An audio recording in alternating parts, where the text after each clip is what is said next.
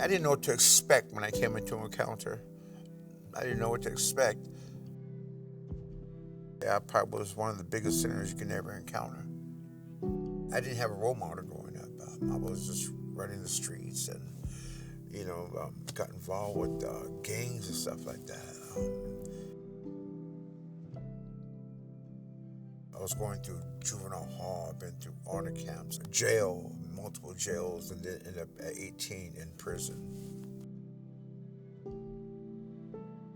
I didn't care to know about God. I didn't want to know about Jesus. I just didn't.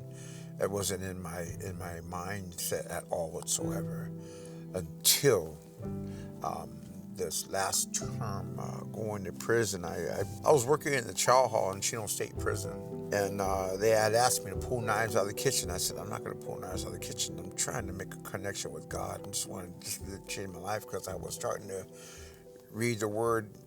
Started to go to Rebecca Chapel and listening to worship. They said, yeah, well, we need you to pull knives out of the kitchen. I said, I'm not going to do that no more. I'm not pulling knives out of the kitchen so you can go and kill people. And I walked away, went to my cell that night, and I started calling God. I said, God, I said,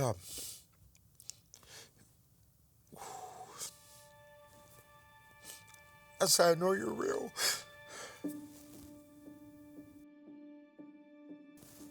As I was tossing and turning, I said, God, tomorrow might be my last day. I might come out in a wooden box. Wake up in the morning, all this stuff like an hour. I got outside. I look and I see them coming at me. And they were coming at me, and I said, God, I'm taking the holes. I'm getting beat for you. So I tightened up, waiting for the holes to go in me.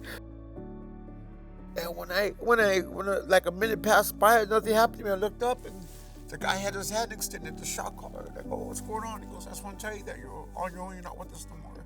I said, God, you came through for me. And that's what God did. That's when I found God. Knew He was real.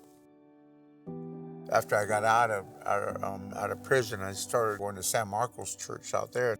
A lot of my brothers at the Rock Church in San Marcos said, Duke, we're going to go to Encounter. I said, I would like to go to Encounter too.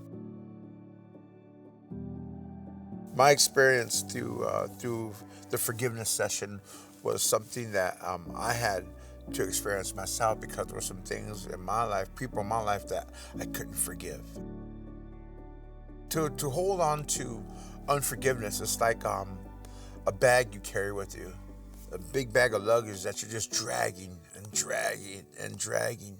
So once I went through that session of forgiveness, I let go of that luggage, let go of that bag, and it started creating this life in me where it's like, man, I don't carry that weight on me no more. I could have held on to all that bitterness, all that anger, all that hurt, I could have held on to all that. But when I let go and let God, that's when the experience with Him has totally changed my whole direction, course of life. When I found God in the lowest part of my life, I thank God for it because I kept asking God to use me for His glory. He said, how do you expect me to use you when you won't let me? I said, God, I surrender everything, God. And that's when God started using me. Amen. Amen.